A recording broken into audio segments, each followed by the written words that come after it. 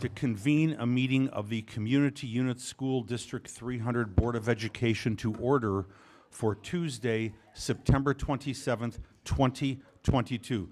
Madam Secretary, would you please call the roll? Burkett, Present.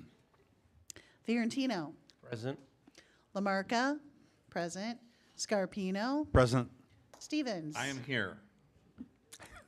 Thomas, Present. and Zettler. Present. You have 7 board members present. Thank you. Do I have a motion to go into closed session for the purpose of discussing, 1, the appointment, employment, compensation, discipline, performance, or dismissal of specific employees of the public body, 2, parenthesis 1. Number 2, litigation, 2, parenthesis 11. And 3, security procedures, school building safety and security, and the use of personnel to respond to an actual, a threatened, or a reasonably potential danger to the safety of employees, students, staff, the public, or public property, 2, parenthesis 8. Do I have a motion? So moved. Do. Madam Secretary, would you please call the roll? Lamarca, aye. Stevens. Aye. Zettler. Aye. Thomas. Aye. Scarpino. Aye. Fiorentino. Aye. Burkett. Aye. Okay. Folks, closed session now. The first thing that we do is have a closed session. So we will be back right at 6:30.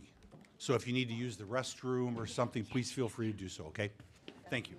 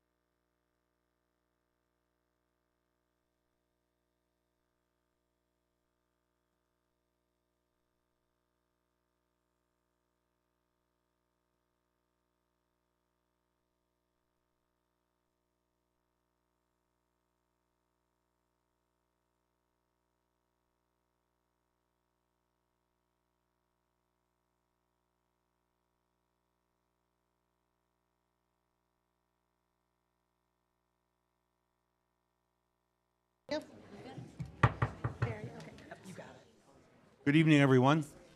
On behalf of the Community Unit School District 300 Board of Education, I would like to thank you for being in attendance both virtually and in person for tonight's board meeting. At this time, I would like to reconvene the meeting of the Community Unit School District 300 Board of Education to order for Tuesday, September 27th, 2022. Madam Secretary, would you please take the roll? Burkett, Present. Fiorentino, Present. Lamarca, present. Scarpino. Present. Stevens. Present. Thomas. Present. Zettler. Present. You have 7 board members present. Thank you. For those who have watched our board meetings both in person and over the internet, you will remember we have rules of decorum. These rules serve a purpose so we as a board can have a meaningful and productive board meeting. In order for this to occur, decorum must be maintained.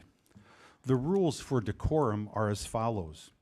First, there's no need for anyone to call out comments during our meeting or to raise their voices, nor to interrupt another speaker or presenter. We as a board will listen to you and we will be respectful.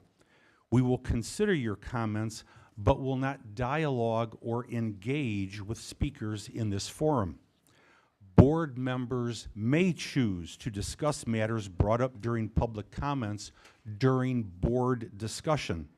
However, I need to remind everyone that this is a board discussion and the board will not dialogue or engage with anyone other than the superintendent and other board members. I just ask you to please be respectful and civil and courteous during our meeting. Second, if a person chooses to be disruptive, I will gavel the person and ask them to please stop their disruptive behavior.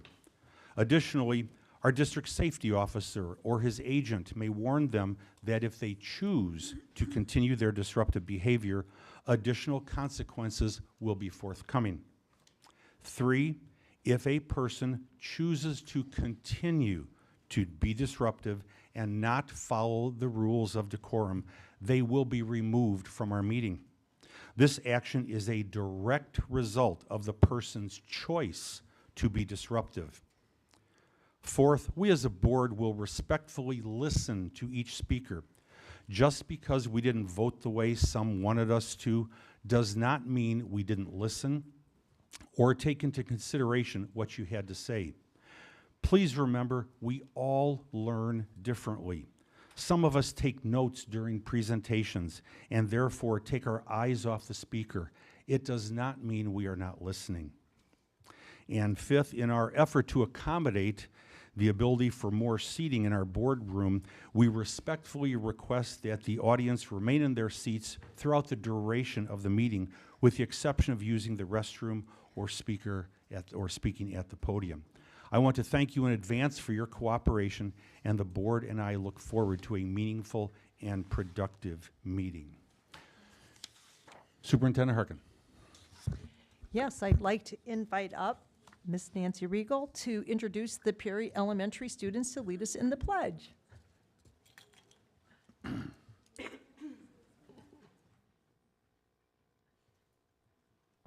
And Miss Rowling as well, too. I didn't know you were coming in the back. I'm like, where is she? So Miss Rowling as well, too. Principal Rowling.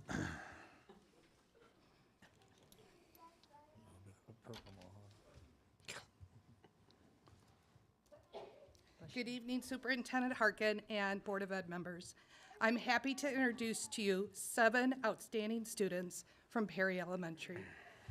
All of these students take their role as a student very seriously. They know that a good, solid education is important. These students are at school every day, giving 110%. They are good friends to others, and they show a very high amount of respect. I would also like to thank and recognize their parents or guardians that are with them tonight on modeling the importance of school, and would like them to stand as we recognize their student. Right next to Ms. Regal, we have Dallas Tidwell.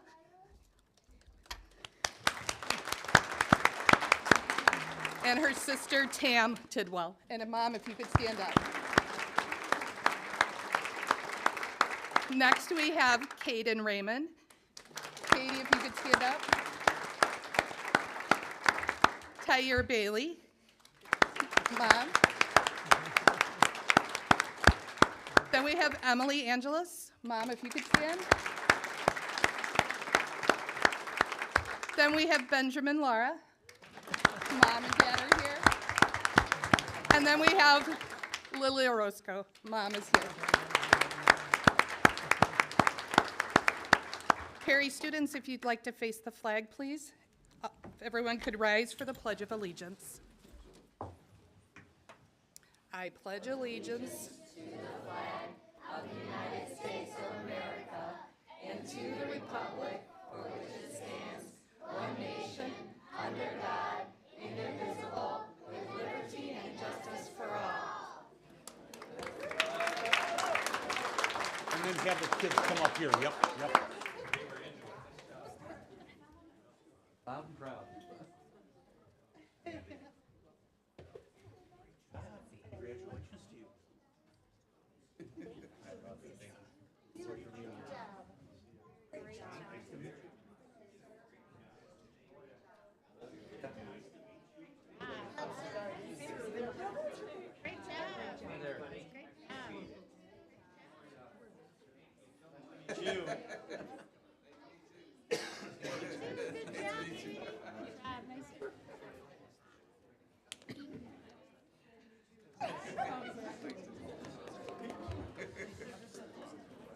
Very cool.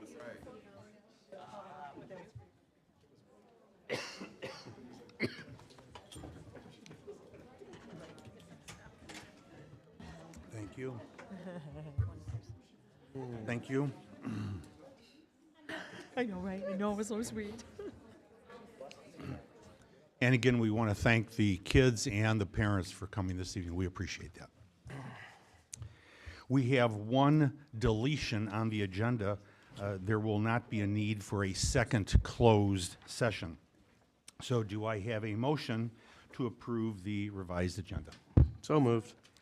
Madam Secretary, would you please call the roll? Fiorentino, Aye. Zettler. Stevens, Aye. Burkett, Aye. Scarpino, Aye. Thomas. Lamarca, aye. Motion passes 7-0. Thank you. Item number 6 is the public hearing for the 2022-2023 budget. We are opening the public hearing for the 2022-2023 budget. Ms. Porter will provide a brief overview of the 2022-2023 budget. No, it's over there. There's two of them. I don't see this. She's going to give her. Good evening, Superintendent Harkin, members of the board, and community members.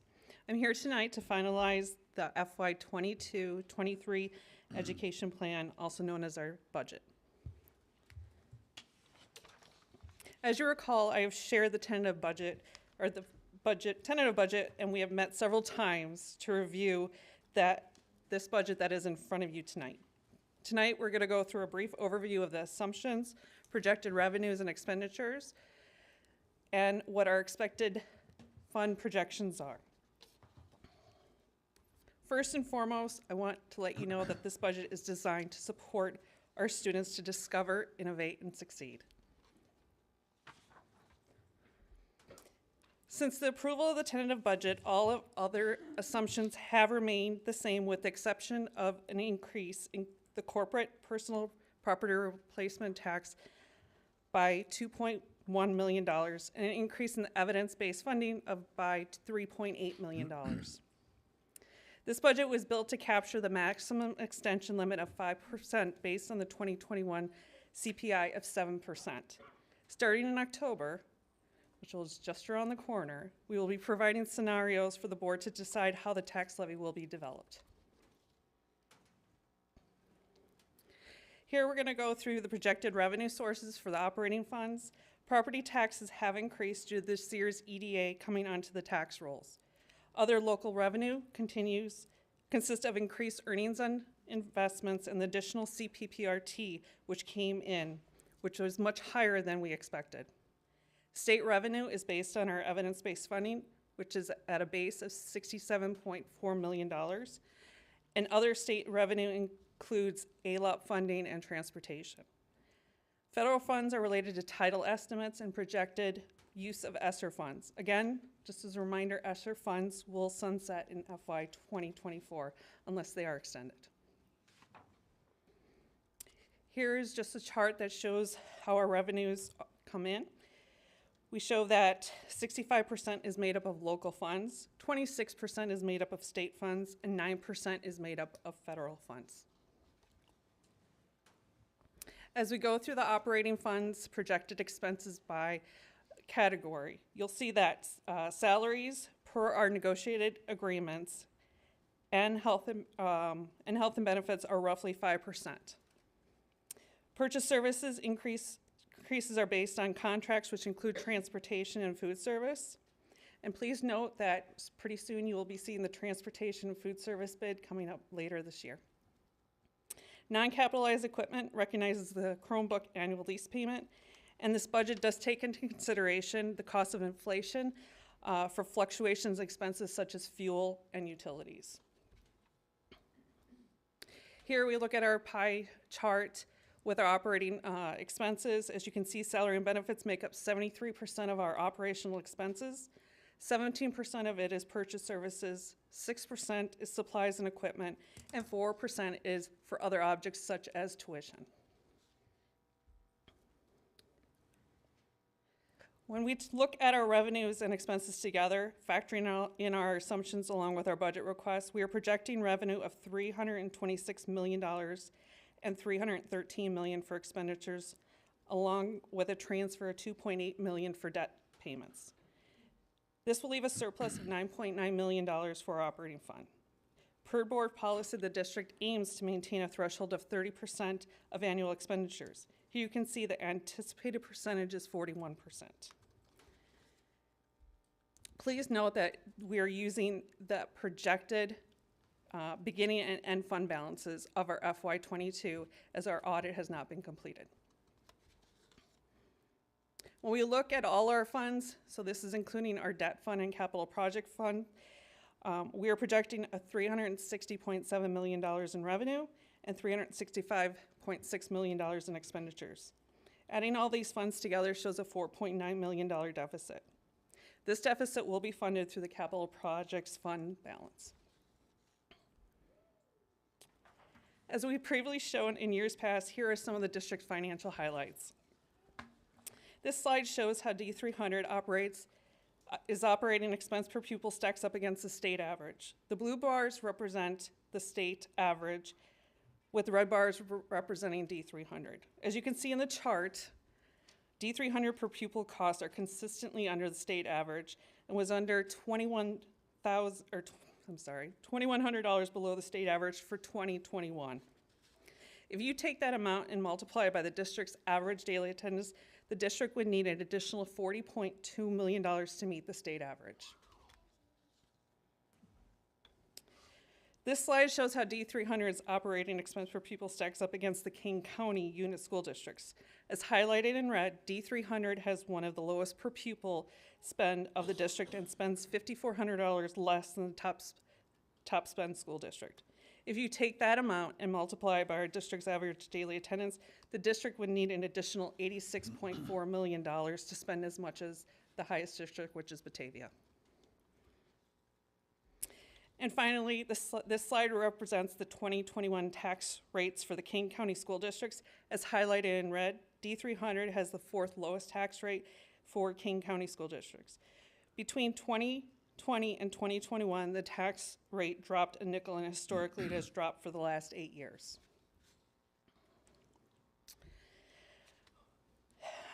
I've included here a couple of pictures from all of our high schools on the graduating classes. The district's newly adopted vision statement is to empower and equip each student to reach their highest potential in their chosen pathway, and that is what we are using our funds for. We continue keeping a close eye as there are a lot of unknowns at this time, and that could potentially impact the district's operation. The economy's overall health and related financial impact, and the current labor demands is larger than the labor supply. With the continuation of robust board financial policy, finance committee oversight, and commitment to maintaining fiscal stability, we believe the district is poised to maintain its solid financial position going forward. Later this evening, the board will be asked to vote on the 22-23 budget, which will conclude the budget process for this year. Are there any questions? Board members, any questions? Yes, sir. Mr. Stevens. Susan, I can't find the email right now, but you sent an email out that said that we had received a couple $100,000 unexpectedly, and you put it into the capital fund.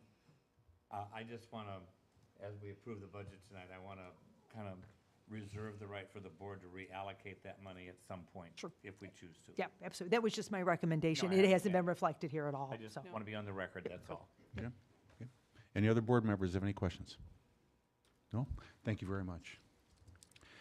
We will be voting on the approval of the 2022-2023 budget later in the meeting under roll call items. Is there anyone who wishes to speak regarding the 2022-2023 budget? Mr. Tennis, Mike Tennis, Mike, has signed up.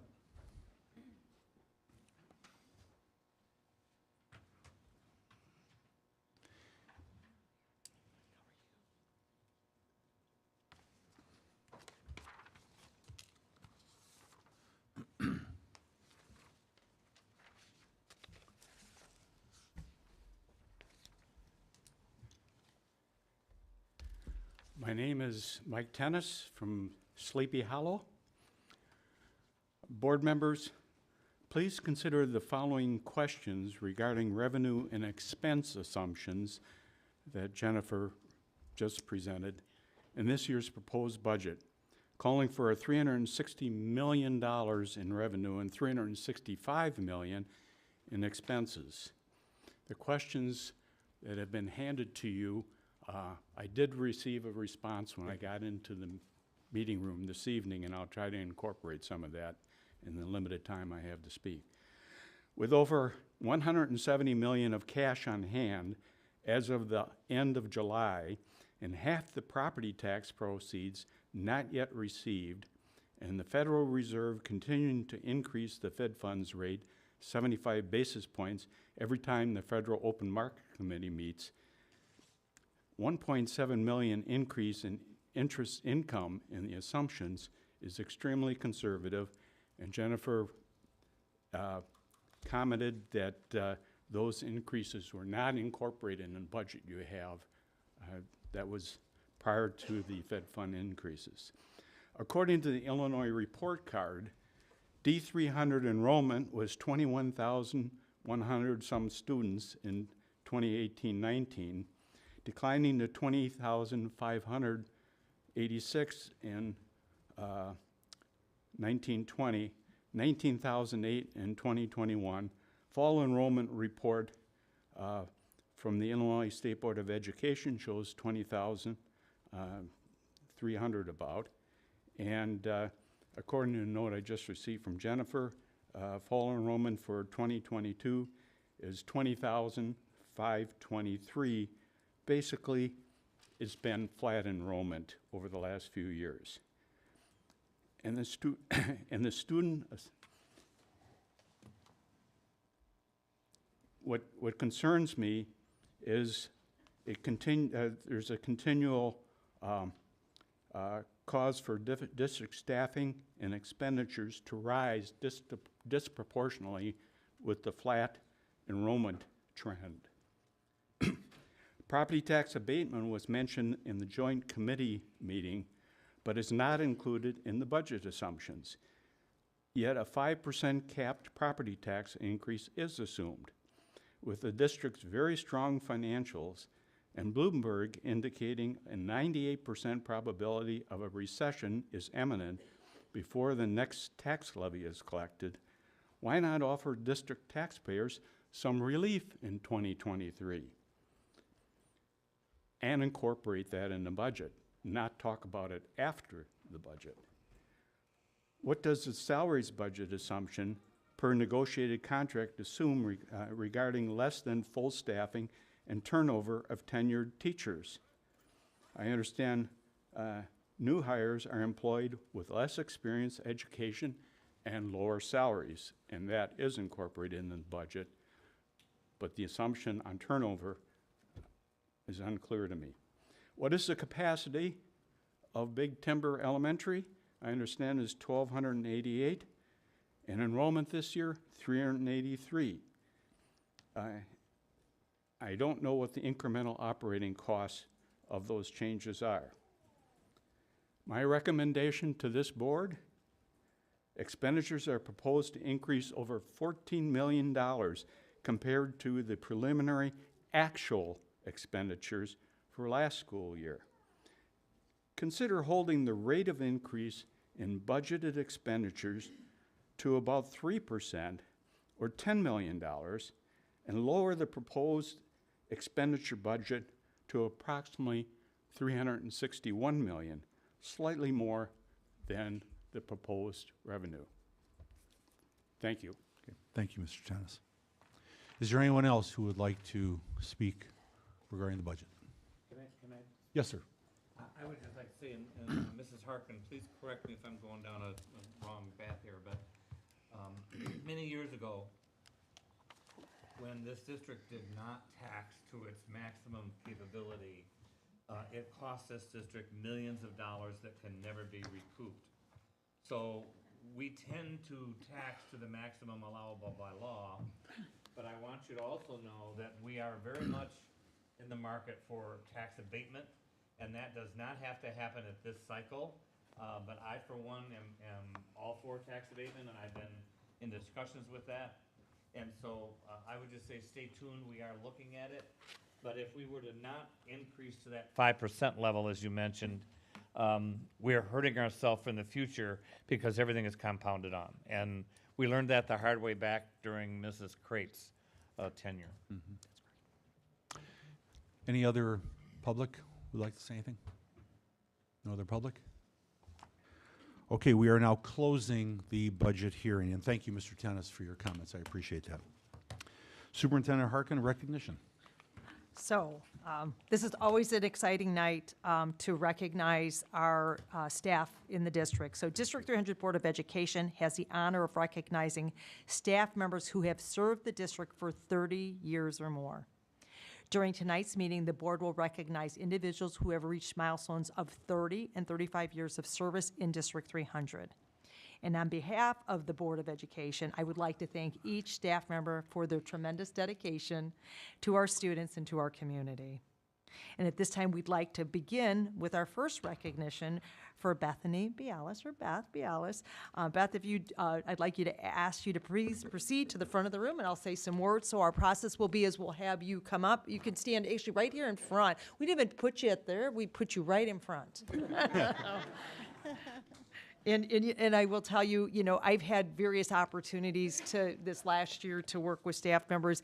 And you know what, I will tell you, Beth is a perfect example of somebody, even though she's been 30 years, is still very dedicated and passionate for what she does here in the district. And I've really enjoyed working with you this last year because your passion and commitment to the district shows through over and over again. So thank you for that piece, because I've been able to interact with you directly. So congratulations to Beth. Do you like Bethany or do you like Beth? I'm going to say Bethany, then Bethia Bialis, who currently serves as a French teacher at Jacobs High School. Bethany is celebrating her 30 years here in District 300. Jacobs principal Barb Valley has shared the following about Bethany. During her 30 years of service at Jacobs High School, Beth has served in many roles, including club sponsor, French teacher, Spanish teacher, and dean of students. Didn't know that about you.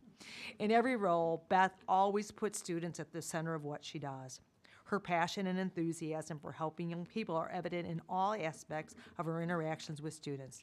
She is always willing to go the extra mile to help a student be successful. She will be greatly missed when she retires at the end of this year. And at this time, I invite the audience to join me in celebrating Bethany's 30 years of service to the district.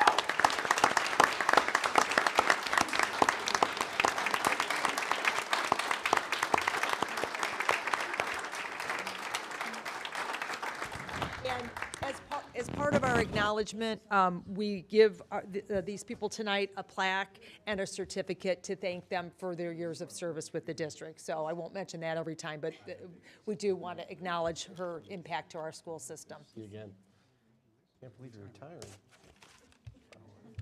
Thank you so much. You as well. I look forward to working with you the rest of the year. Thank you so much. You're welcome. All right. Fantastic. All right, next I would like, I would like to have Lisa Bialis come up to the front and stand in front of us. So congratulations to Lisa Bialis, who currently serves as a first grade teacher at Eastview Elementary School. Lisa is celebrating 30 years in District 300. Eastview Principal Dr. Megan Buchanan has shared the following about Lisa. Lisa was a student at Eastview as a young child and now is one of our wonderful first grade teachers. She has spent her entire teaching career at Eastview. Lisa does many things for Eastview, but one special thing is she helps organize the butterfly event each year. It is wonderful for staff and students to watch the insects grow from caterpillars into butterflies.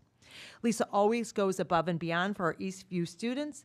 Lisa's students describe her as nice and fun. At this time, I invite the audience to join me in celebrating Lisa's 30 years of service to District 300.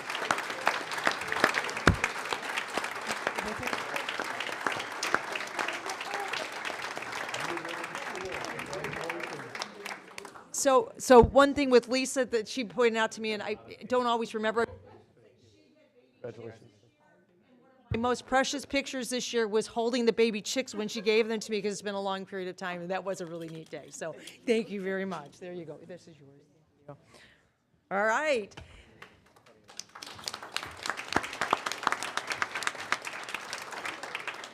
Next, I'd like to invite Kimberly Duffy up to the front of the room. So I do have different connections with all of you. So congratulations, Kimberly Duffy, who currently serves as 6th and 7th grade math teacher at Dundee Middle School. I might have had 3 kids that probably were in your classes, so I know at least one of them was. Kimberly is celebrating 30 years in District 300. Dundee Middle School principal Leo Labrie has shared the following about Kimberly. Miss Duffy is one of the many reasons that DMS is a great place to be. She's an absolute delight to work with, and she has the unique ability to make anyone laugh at any time. Ms. Duffy is also the type of person who will help out anyone at any time. She helped drive and continues many initiatives at DMS, like our Living Pink ribbon photo. DMS would not be the same without Ms. Duffy.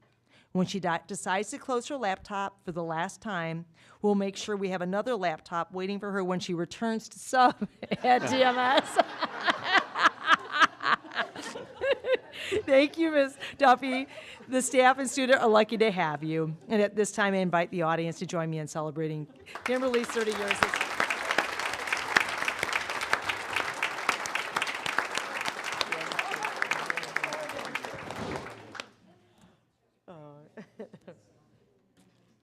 Congratulations, thanks for your service. Congratulations. You seem surprised when he suggested that. We haven't talked No, I can tell. But think about it, think about it. Congratulations. All right. So, next, I'd like to invite Colleen Hanatho up to the front of the room. So congratulations to Colleen Hanatho, who currently serves as a school social worker at Hampshire High School. Colleen is also celebrating 30 years in District 300. Hampshire High School Principal Dr. Brett Bending has shared the following about Colleen. Colleen has been and continues to be an invaluable resource to our students and staff at Hampshire High School. In my experience as a school leader, her ability to help students solve problems and cope when faced with personal crises and mental health concerns is unmatched. She's a great role model for students and does a wonderful job sponsoring our GSA club.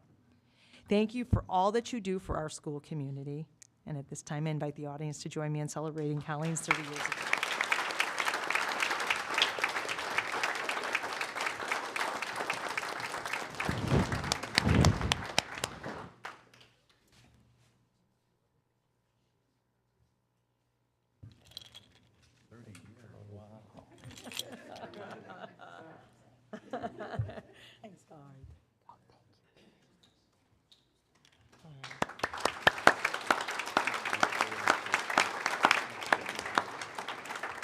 All right, if I could have Lisa Hastings. If I could just add one point to Colleen. Colleen and I have shared many one? breakfasts together. And I also want to say that at one time she served as a union president and is a very strong advocate for teachers and for this district. So thank you for your service, Colleen. Appreciate it.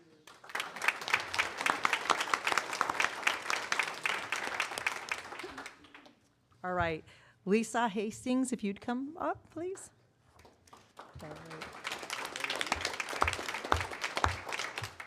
So congratulations to Lisa Hastings, who currently serves as a fourth grade teacher at Eastview Elementary School. I'm getting a little nervous. There's a lot of Eastview Elementary School people that are on this list.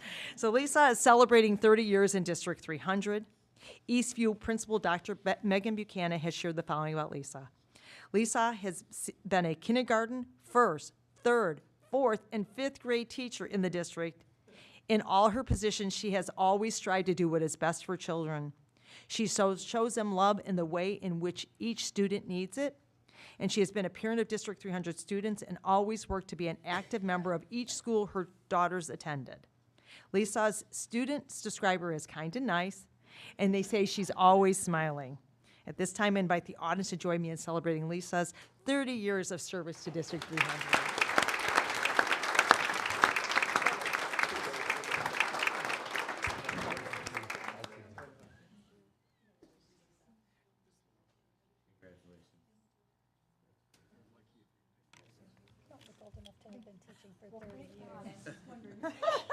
There you go. Thank you so much. Susan, if I may just add one thing, if Mr. Zerzan were here, Mr. Zerzan would say, and there are teachers at the Blue Ribbon Yes, School. yeah. So congratulations to you guys. Oh. Yeah. All right. Next, I invite Pamela Johnson up to the front of the room.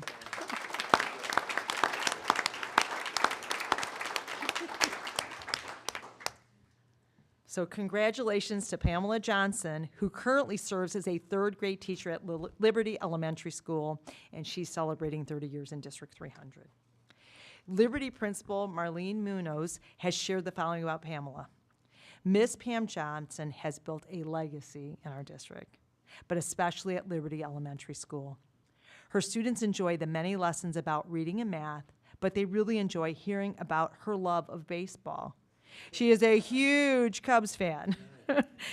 Ms. Johnson is respected and loved by her colleagues, families, current students, and former students. Everyone at Liberty Elementary is grateful for her collaboration, support, hard work, devoted to our Liberty community. Congratulations, Pam, on an incredible career and the 20 years of service at Liberty Elementary, which is, you're only there 20 years because it just celebrated its 20-year anniversary, so she was new to that school when it, yeah, absolutely. So at this time, I invite the audience to join me in celebrating Pam's 30 years of service.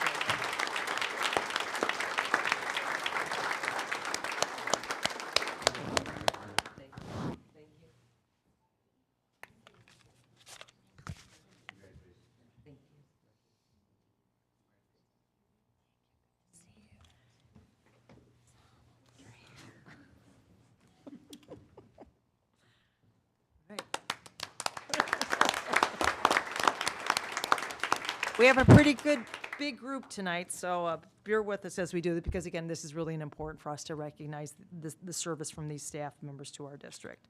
So Jackie Lukasic, thank you. So, thank you. Lukasic, okay. So congratulations to Jackie Lukasic, who currently serves as a cross-categorical resource teacher at Algonquin Middle School. Oh, my God. Oh, my gosh, that's awesome. Thank you. That's awesome.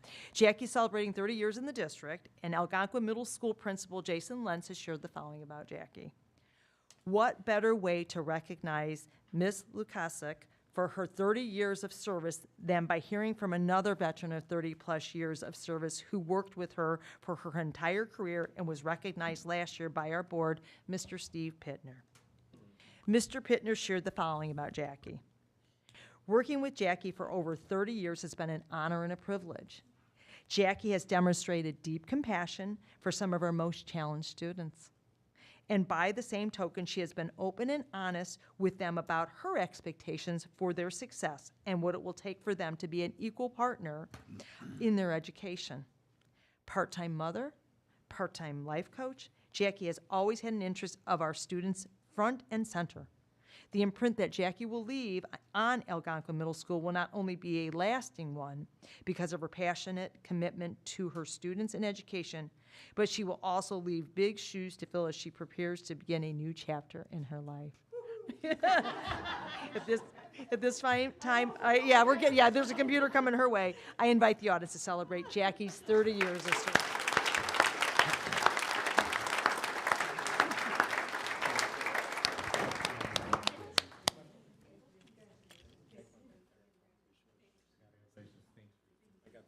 You seem excited.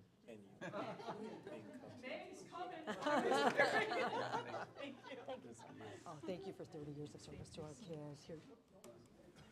Here.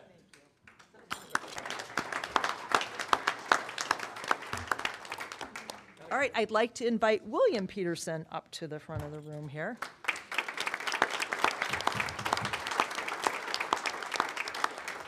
And a funny story was Mr. Peterson invited me to his classroom today. Little did I know, he says, I'll see you later tonight. And I asked staff to just invite me so I can participate. And I was like, oh my goodness, I got to see you firsthand. So that was my first experience with you. So it was an awesome experience that you provided for your kids. So congratulations to William Peterson, who currently serves as a social studies teacher at Dundee Crown High School. William is celebrating 30 years in the district. Dundee Crown Principal Katie Wachowski has shared the following about William. Mr. Peterson prides himself in being able to make clear connections between his course and the real world. Saw that firsthand today. There are few teachers who draw students in as learners in the way that Bill does.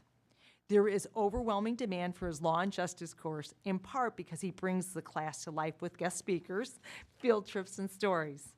Bill can also be found on the sidelines at so many extracurricular events.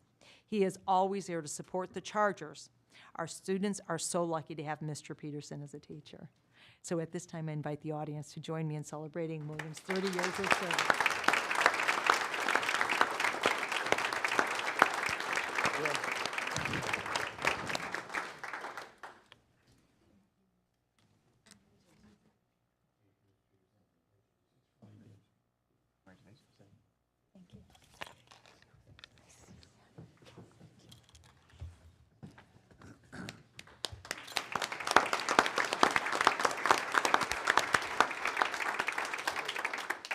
All right, Kevin, come on up.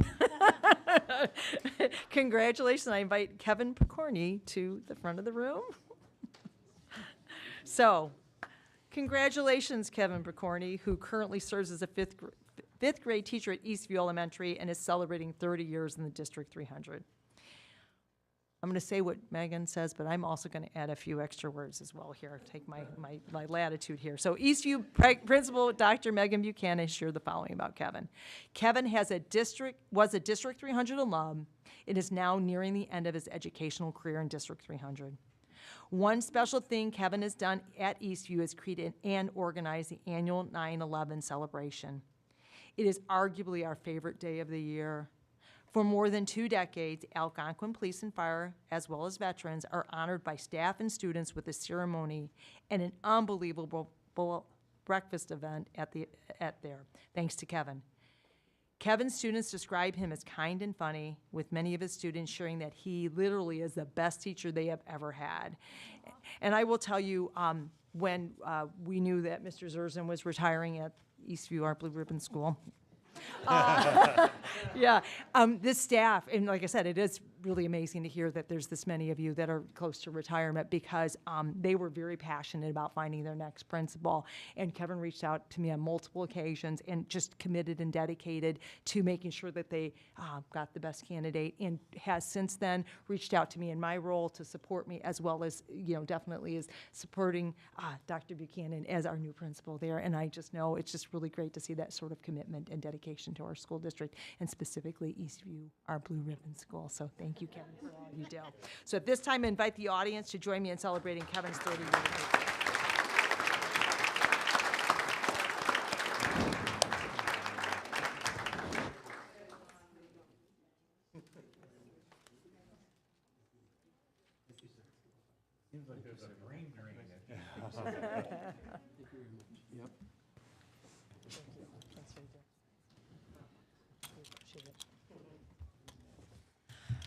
All right, Mr. Skillman.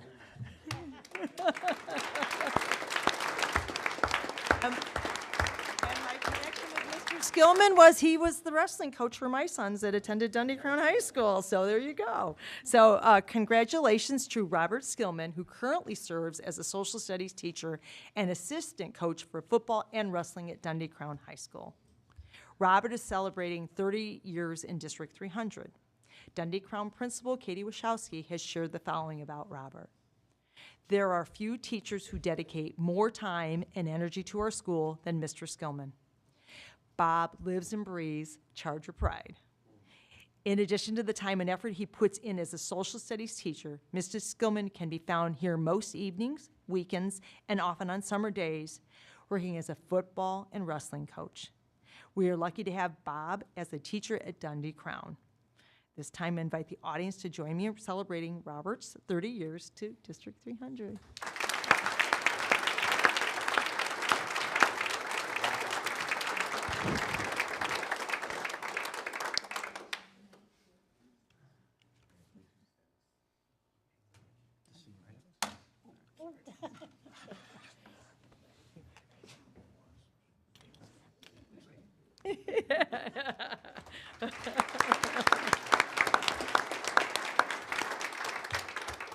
All right, Mrs. York, come on up. Diane was a teacher of my kids at Sleepy Hollow Elementary School, so there you go. Must be old home night here. Good to see you. So congratulations, Diane York, who currently serves as a STEM teacher at Hampshire and Newbert Elementary School. Diane is celebrating 30 years in District 300. Newbert Principal Jennifer Breeze has shared the following details about Diane. Diane York is truly an inspirational educator. She has played many different roles in District 300 and has embraced each role with true passion. Diane is a role model to other educators because of her hard work, dedication, and commitment to excellence. She is an outstanding educator who has high expectations for herself and for her students. She works tirelessly to ensure that her students are successful and develop a true passion for lifelong learning. Diane has made a significant impact on the lives of young people in the District 300 community. Thank you, Diane, for your 30 years of outstanding service and dedication to our District 300 students. I invite the audience to join me in celebrating Diane's 30 years of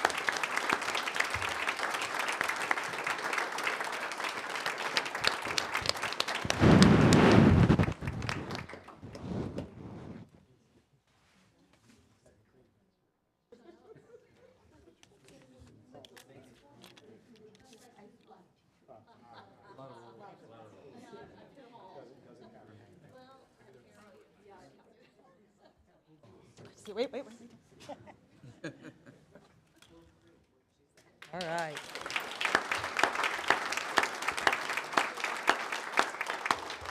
And now we'll celebrate our two staff members that are celebrating 35 years in the district. So Shar Cross, would you please come on forward?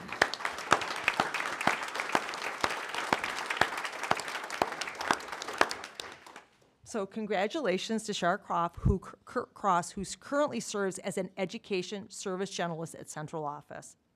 Shar is celebrating 35 years in District 300. Chief of Education Services Shelley Nackey has shared the following about Shar. Shar has played an integral role in supporting and transforming special education services in District 300. She has provided support to parents and students with her ability to connect with them and provide them with available resources. Shar's wealth of knowledge in multiple areas of special education has made her a valuable leader to district staff and a mentor to her colleagues. Her job has become extremely challenging. Shar works with a lot of art trying to find outplacements for our special education students, and I know the job has become extremely difficult in this current labor market, and I just know that you always do your best and find the resources for our staff, and I just want to thank you because that is a tough job, and they're the most important students that we really need to make sure get the services, and I know your heart has always been there for our kids, so just want to thank you. So at this time, I invite the audience to join me in celebrating Shar's 35 years of service.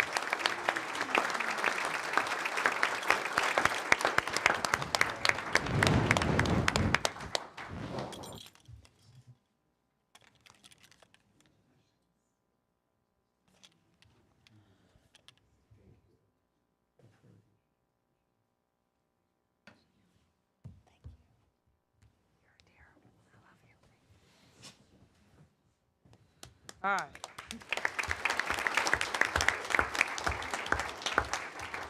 And last but not least, I'd like to invite Michael York up to the front of the.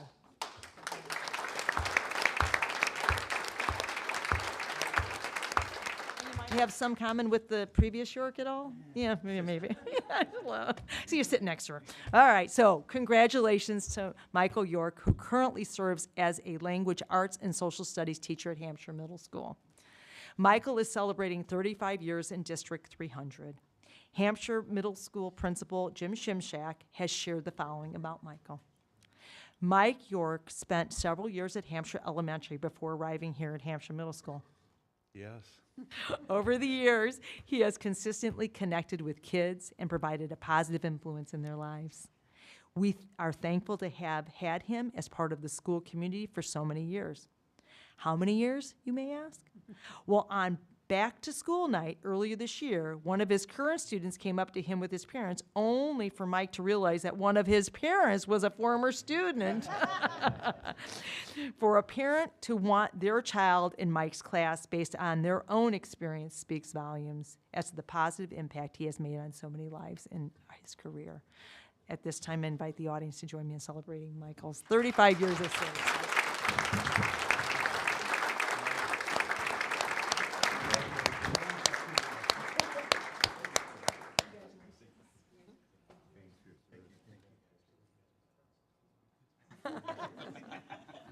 Congratulations, thank you.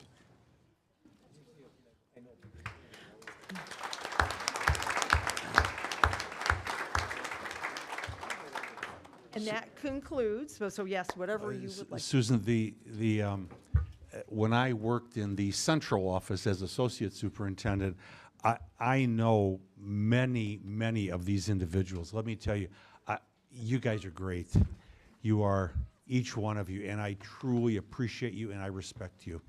Thank you very much for everything you've done. Thank you. Thank you.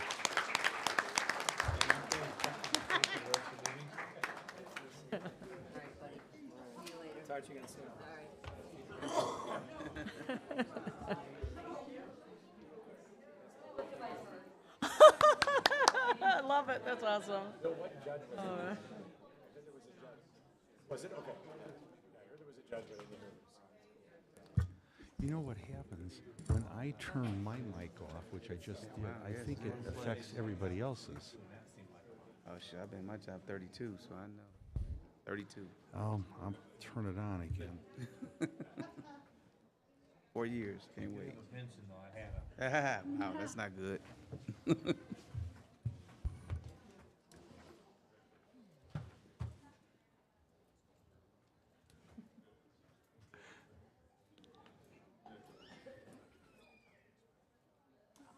Okay, as we move along, we are now on item number 8, the board announcements, the good news. Board members?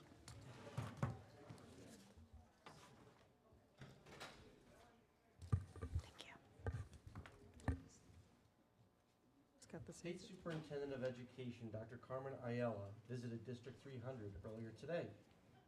During the visit, Dr. Ayala spent time at D300 Food Pantry, DeLacy Family Education Center, Oak Ridge School, Parkview Elementary, and Carpentersville Middle School.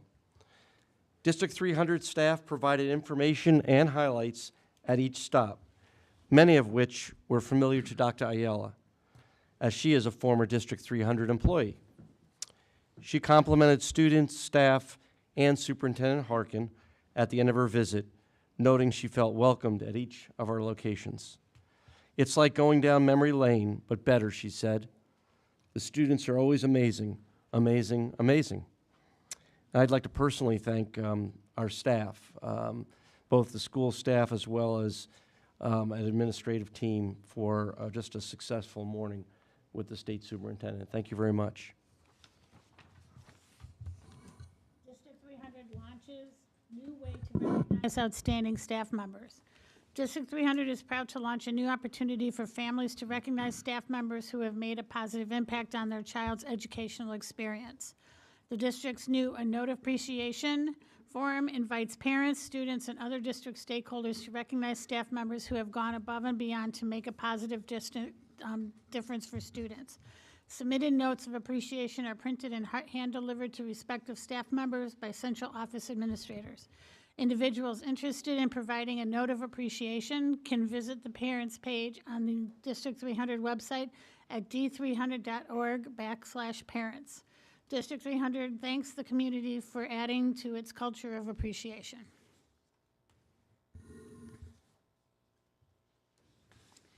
Dundee Crown High School hosts 5th annual Get Out of Your Head Day. Dundee Crown High School hosted its 5th annual Get Out of Your Head Day last Thursday as part of its Fight the Stigma campaign, which aims to increase mental health awareness for students and staff. The theme of this year's event was Get Into Your Life, which encouraged students to get out of their heads, get engaged, and participate in their lives. As part of the day, students were able to select from dozens of interactive activities, including circuit building, creating digital art, learning calligraphy, and spending time with a therapy dog. Principal Katie Wachowski said the purpose of the event is to help students connect with other students and staff who have the same hobbies and interests, as that can help them cope with the stress that inevitably comes with high school life, as well as life in general. District 300 congratulates Dundee Crown for hosting another successful Get Out of Your Head Day. District 300 alum contributes to revolutionary James Webb Telescope project. District 300 alum and NASA physicist Paul Whitehouse has contributed to a revolutionary space project. Mr. Whitehouse, a 1971 graduate of the former Dundee High School, spent much of the past 23 years working on the $10 billion James Webb Space Telescope project, specifically in the area of low-temperature refrigeration. The first images from the Webb telescope were unveiled earlier this summer in Maryland. Shortly after the first images were released, Mr. Whitehouse stated that it was surreal to think about the telescope actually operating in space. He said, "There were 23 years lost in the weeds and details, with unavoidable frustrations and a handful of slips in projected launch dates over 14 years. He continued, "But it came together, launched, and it works. A sense of pride and accomplishment is starting to settle in."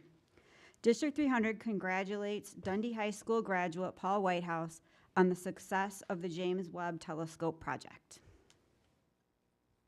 Eastview Elementary School hosts annual memorial ceremony in observance of September 11th.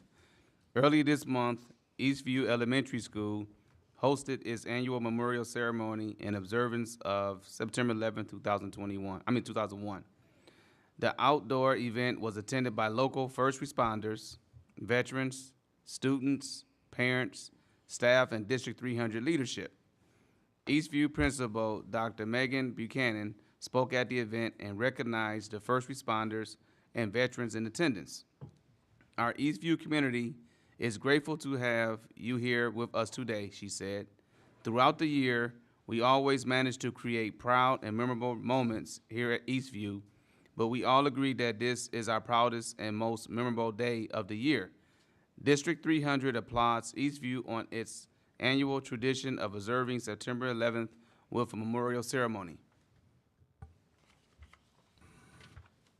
Liberty Elementary School celebrated its 20th anniversary earlier this month with a back-to-school picnic. Students, staff, parents, and community members attended the event, which included a DJ, children's entertainment, a fire truck, a police car, photo opportunities, and a booth from the Dundee Township Park District. Additional events are being planned for later this year, including the retrieval of a time capsule that was buried in 2002. District 300 congratulates Liberty Elementary on its 20-year anniversary. Wright Elementary School has a special guest in attendance when it's marked its 15th anniversary on September 6th, which that just does not seem possible to me. That's been 15 years. It's unbelievable. Mr. Gary D. Wright, the namesake of Wright Elementary School, visited the building and received a warm welcome. During his visit, Mr. Wright, who served as principal of Hampshire Elementary School from 1988 to 2007, visited multiple classrooms with Superintendent Harkin and Wright Principal Dr. Melanie Gravel to speak with students and pass out pencils in recognition of the school's anniversary. District 300 congratulates Wright Elementary on its 15-year anniversary and says thank you to Mr. Gary D. Wright for taking part in this big celebration. We're now at item number 9, public participation. We have had 5 people sign up for public participation. I will call each of you individually up to the podium. Please state your name and relationship to the district and limit your comments to 3 minutes. Please note the following. Each speaker has been provided with the guidelines for public participation. Minors need to be accompanied by their parents or guardians. The board will consider your comments, but will not dialogue or engage with speakers in this forum. Questions raised may be assigned to the superintendent for an answer. As appropriate, a member of the administration may reach out to the speaker to give them relevant information or to ask for additional information. This is done to make sure the board has all the information needed to properly address the speaker's concerns. Charges, complaints, or challenges against staff members of the district will not be heard in open meetings and should be made in writing to the board and superintendent. We also ask that speakers refrain from personally attacking district staff or members of the board. Pursuant to board policy, this evening's participants must limit their comments to 3 minutes. We ask each participant to please be respectful to all individuals who have signed up to speak and adhere to the allotted time limit. We also ask that speakers conduct themselves in a civil and courteous manner and refrain from trying to engage members of the board in dialogue during public participation. Failure to abide by the board time rules or those found out of order by the board may lead to exclusion from the meeting, to be fair to all participants. We thank you for your understanding and your cooperation. Our first speaker for 3 minutes is Kim Shallcross.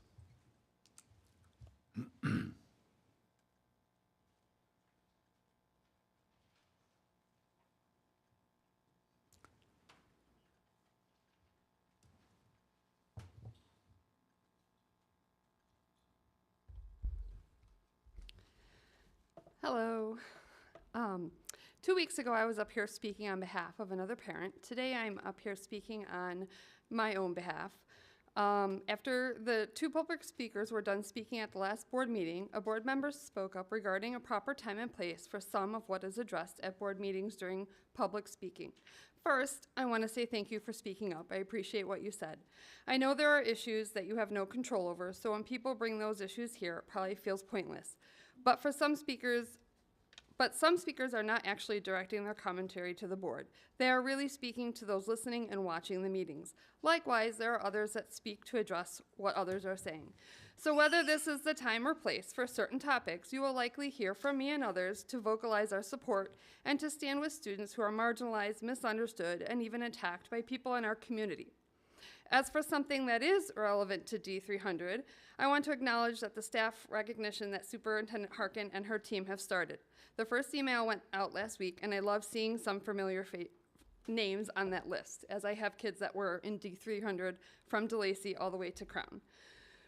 Since my children have graduated, I can no longer complete those forms, but there are staff that I would have loved to recognize tonight if the rules would have allowed me. Since I can't name staff, I'm just going to say that specific positions such as the social worker at ALES, the math teacher at AMS, the English teacher at Crown, a multimedia teacher at Crown, the orchestra teacher at Crown, a psychology teacher at Crown, and I know I'm forgetting other names, but some of these stood out to me and they would have definitely been on that list if this had been created years ago. In all honesty, while there were some hiccups over the years, both of my boys had great teachers and experiences at all of the 3 schools that they attended, 4th if you include DeLacy.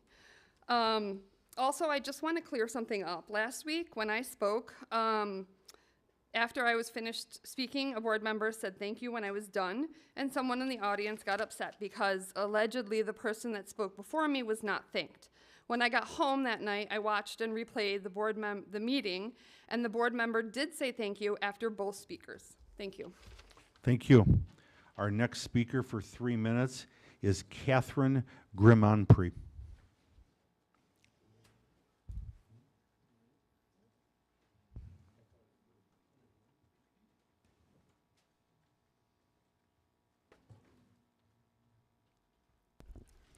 Good evening, and thank you for your time.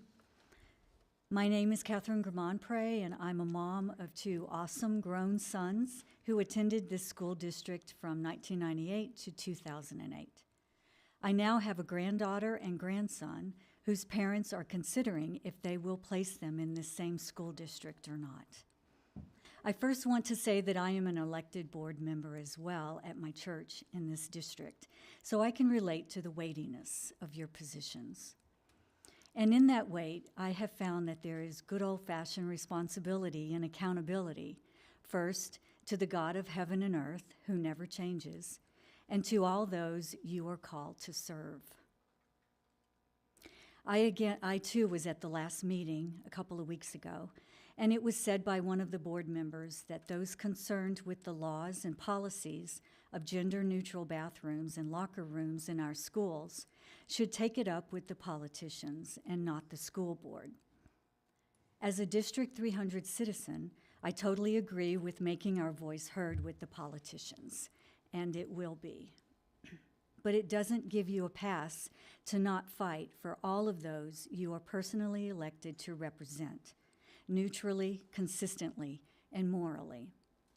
You are the first line of defense for families in this district, and we are thankful for our right to speak and know we are heard. I commend you for opting out of the sex education curriculum in this district, and thank you so much. I ask you to let the collective voices of those who do not want the gender-neutral, equitable restroom act in this school district to be heard in Springfield or wherever else it needs to, for you to represent on this board those voices too. This restroom, locker room issue is not bringing unity, but anxiety. Those children who want privacy while in a private moment, just like it's always been, deserve that God-given right. Please allow all the children that dignity. There is a better solution to all of this mingling of genders, which to some who are confident in their created gender feels forced, offensive, and distracting, while they're supposed to be in an atmosphere of reading, writing, and arithmetic. We do look to you, Community School Board District 300, to find peaceful solutions. We know they must exist. You are prayed for, and may Jesus Christ himself lead you in wisdom. Thank you. Thank you. Our next speaker for 3 minutes is Sharon Fetting.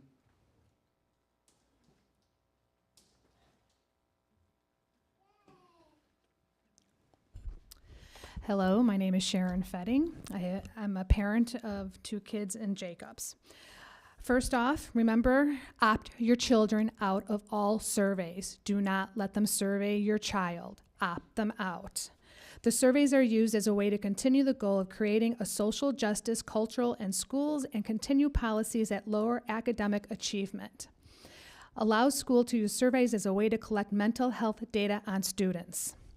The other thing is, do not call your kid in for a mental health day. I read another district is using, if you use 5 mental health days, then a social worker will meet with your child and the school does not need to notify your parent. I actually went into District 300 and tried to find out if that's the same with the district here. I couldn't find exactly the day. I clicked on some of the links, and the only link I found was the Illinois State Board of Education Wellness Department it led me to. And on there it says, a school may refer students to appropriate school personnel after the 2nd mental health day. Parents, do not fall for this. If your kid doesn't feel like going to school, you want to give them a day off, just call them in sick. Do not have the mental health day. My other question is I'd like to know why the school lawyer is sitting on the board. Now, I know everyone else isn't getting paid here, but I assume she is. How much is that costing us? This didn't start till about January, I believe. I started looking at the videos. You'll be getting an email to find out how much she's been getting paid to sit on the school board since she's not an elected member. And I'm sure she's probably $300 or $400 an hour. I'm not sure, but I'll find out. And on the case of the bathrooms, let me just say, I always hear about empathy from you guys. What about empathy for the 7-year-old little girl who doesn't want the little boy in the bathroom with her? Why are we concerned about 1 or 2, but not the majority of them? If someone is confused about what gender they are, then the school needs to provide a bathroom, maybe the teacher's bathroom to go into for now. But for you to push that on our kids, to me, what the end game is, you're desensitizing children to think this is normal.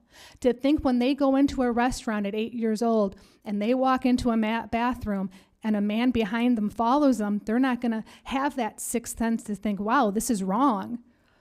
And something bad might happen. You are desensitizing our children to something that they shouldn't be desensitized to.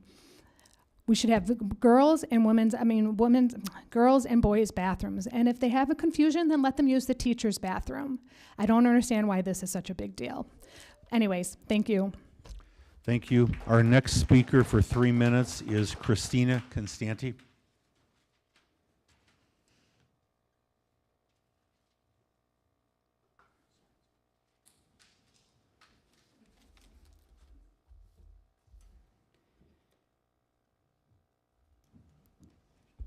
Hi, I'm Christina. I've got kids in the district, and I want to say one thing. I'm really happy to see the plexiglass is down, so thank you for doing that. I couldn't make it to the last board meeting, but I was reviewing the video, and something spoke to me. Actually, Mr. Joe Stevens spoke to me. You spoke open and honestly regarding some sensitive topics. I really wish that more board members had the courage to speak their minds so candidly in front of us in the community. So thank you.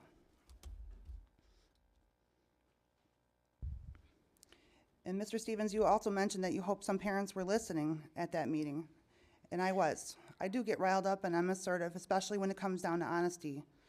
After all, that's the main reason why I show up here. The trust, policies, laws, and our parental rights have been broken many times, and I take it personally. You made a declaration as a board member that we can't change the law. We didn't make the law. We're enforcing the law as we see it. Well, I disagree on the enforcement. You also said you wish that you all, as parents, would become more politically active in getting laws changed, and many of us have. I'm currently on 2 campaigns, and I'm a precinct committee person now, and I owe that a lot to what's happened here at the district, so thank you for that. The district's job is to protect and educate our children, is what was said. And also to quit being so damn political. Ma'am? Mr. Stevens, I was No. quoting him. No. I am telling you, please, watch your language. That's a quote Please. from Mr. Stevens in the last board I meeting. was not here at the last board meeting. I have footage. I'm asking you to please stop and just continue because you're wasting your time. No.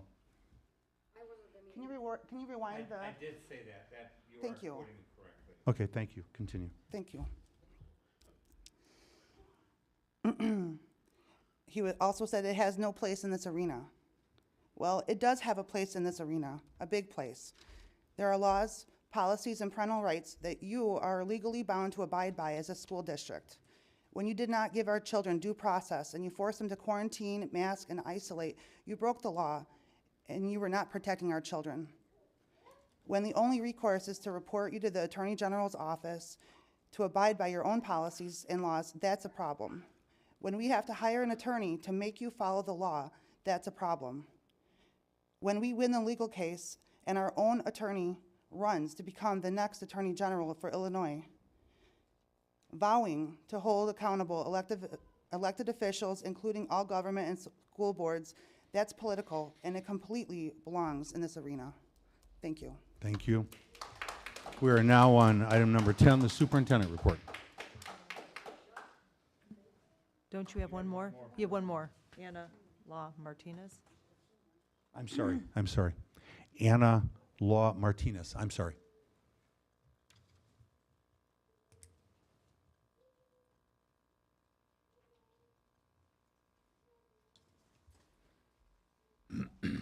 Good evening. I'm a former student and now a parent. This is seriously so hard. As a student, I would always rely on my parents to look for the best in me. Now, as a parent, I know what it's like. And all I know is that this district has failed my student. Medically, it's been proven. Data-wise, it's been proven. We've been told on and off that they're going to provide her the help that she needs. And I also have siblings in the district that have been on the borderline of suicide, and still the district denied any help. Never reached out. It was left to my parents. It is now to the point where we had to withdraw my 11-year-old autistic brother because he's not getting the services. He's getting bullied. It's been a week that he's been withdrawn medically and proven with data that he needed the service that he is not being provided.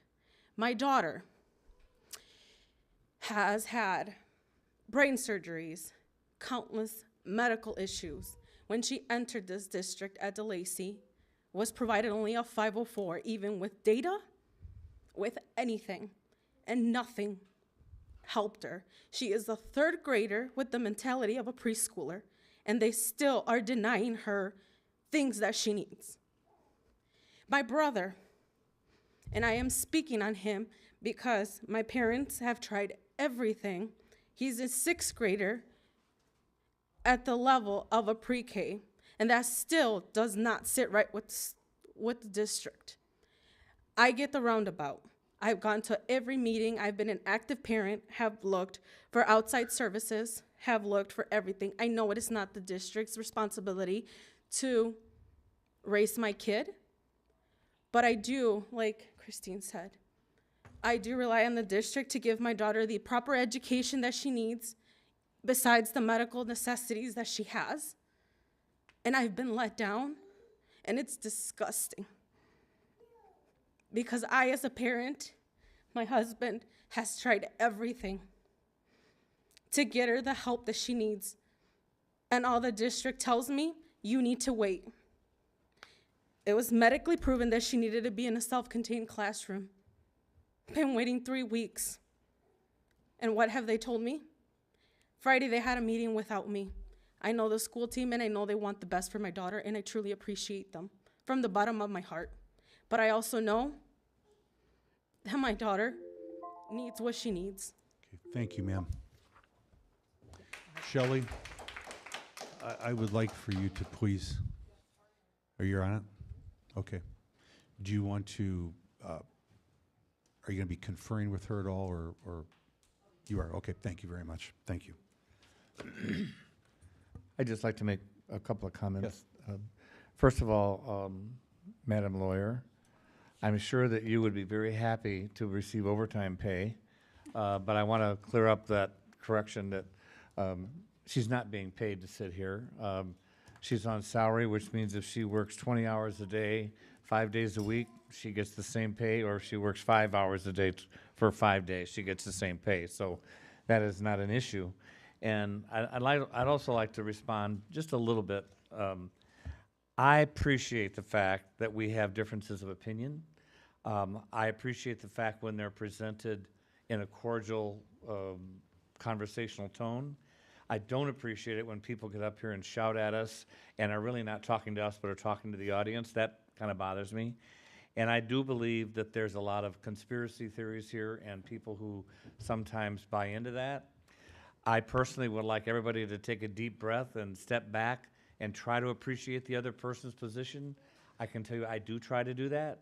I don't always end up appreciating that position, but I do try.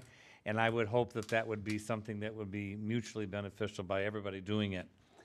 As far as the bathroom situation, I'm still trying to wrap my head around understanding it, but it is the law. I do believe we're following the law. And in the locker rooms, I know that there are privacy spaces available if anyone wants to use them, whether they are whatever sex they identify with. They can use that privacy area. So it's not like they have to be out in the open. But this issue is not a new issue for this district. We have had children like this in our district for years without issue. It's just now becoming more public, and people are all of a sudden sensitized. But a comment that I made, I don't believe I made it here, I believe I made it somewhere else. This is not the word I would really like to use, but I don't know what else to do, so please excuse me. But bigotry starts at home with the parent. It doesn't start with the child. A young child in kindergarten or first grade doesn't recognize that they're a different race than the other child. The children don't have a problem. I mean, I'm not saying that they don't, some do now, but I'm saying that ask yourself, what are you teaching your children at home that make them that way? And I'm not saying they shouldn't be concerned. I'm just saying make sure we aren't passing our own prejudices. We all have them onto our children. We all have them. I have them, you have them, everybody has them. And so I think the issue that we need to try to work on is getting rid of those prejudices. And those are hard things to do, but we're trying to work on it. And we are here for more than just reading, writing, and arithmetic. We are here also to help that child be well-rounded. And that includes mental health, that includes social workers. We talked about a social worker here tonight who's been here for 30 years and all the good that she's done. It took me a long time. I've been on the school board for many years, and it took me a long time to recognize that the school district is in fact a social service agency. It's not just reading, writing, and arithmetic. And I think that we have the best darn staff of teachers who recognize that, who get to know those kids. They take them under their arm, they love them, they do whatever they can for them. And I think, frankly, we're doing a pretty good job. Could we do better? Sure. And I appreciate anybody that wants to tell us where we could do better. That's fine. I assured the woman tonight that just spoke about her child not getting the services she needs. You will be followed up with, and we will hear about what that answer is. Yes, you will be followed up with. Yes, you will. I'm telling you, you will. You will be followed up with. I can't dialogue with you, but you will be followed up with. Thank you. So I do want you to know, we do listen, we do hear, we don't always agree, but anytime you want to dialogue with us outside of this meeting, feel free. Thank you, Doctor. Thank you. We're now at item number 10, the superintendent's report, please. Yes, I'd like to invite up to the podium Sheila Crotty-Kagan to talk about our Choral Festival and commissions.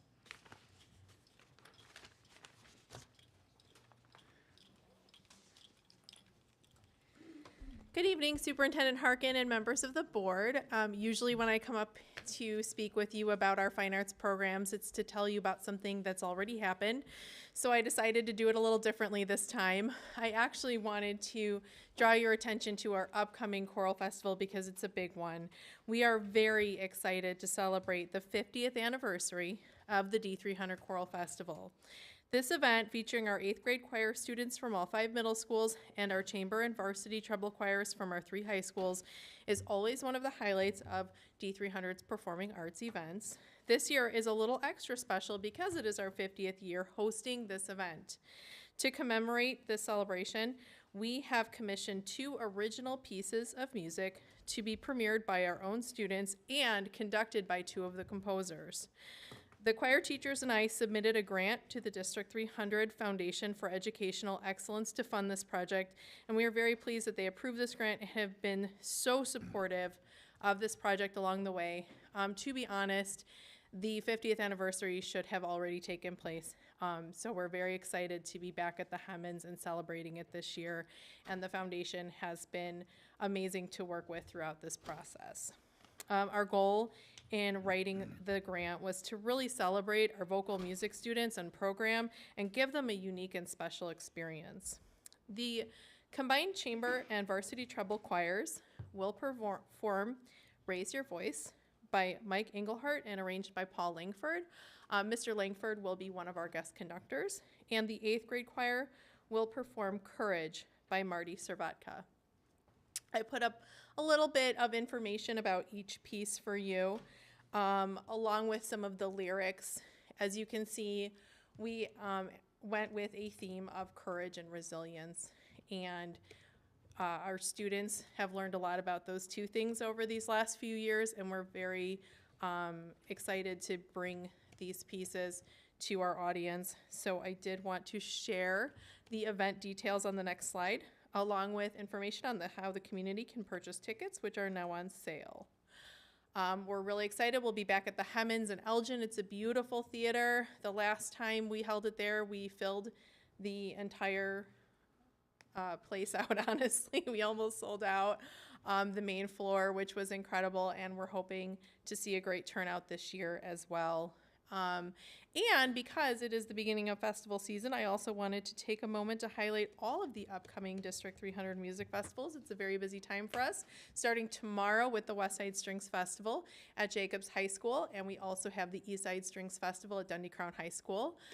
Additionally, we have the D300 Marching Band Exhibition, which is a really fun event because our 3 high school marching bands perform their shows on one of our football fields for each other. This year, the host site is Dundee Crown, and the admission for this event is a non-perishable item for our D300 food pantry, so it's always a great opportunity to serve our community. Okay, thank you so much for your time, members of the board. Thank you. Thank you. Next, I'd like to invite Shelley Nacky up to the board to talk about family engagement opportunities. And Shelley, there should be a clicker over there to advance it at your pace. Yes.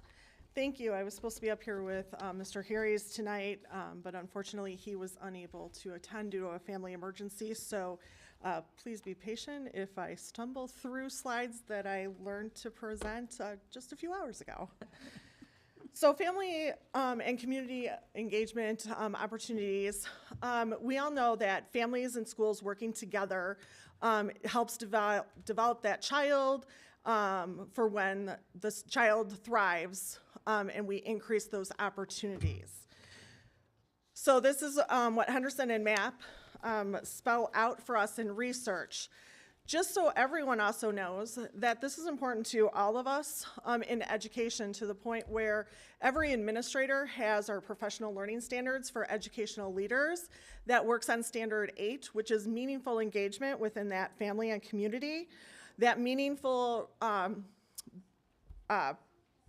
pairing together are ways to help promote each student's academic success and well-being.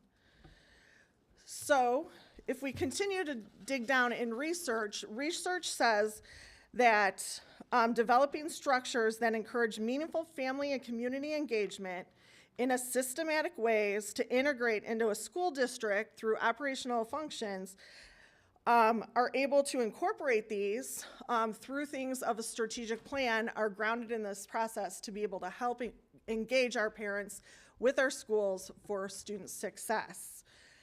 And to all of your credit, with our community and everything, we have been able to do that and embed this within our strategic goal number 4 of ensuring that all parents, guardians, students, staff members, community members, and taxpayers have a voice in guiding our decision making. So what are some of those ways that we can help gather community stakeholders' engagements? So this can be done at many levels, one of them being at the building level. So some of you, because I know you've been a booster on some of these, at our high school and some of our secondary schools, we have that of our athletic boosters. So they look to support the high school athletic programs through volunteering service and financial support for our programs, but they also focus on maintaining the history and traditional excellence of academics, character, and sportsmanship. So many of you are aware of our Hall of Fames that we have at our high schools that are an example of some of the work that our booster clubs do. And let's be honest, also the lovely spirit wear, right?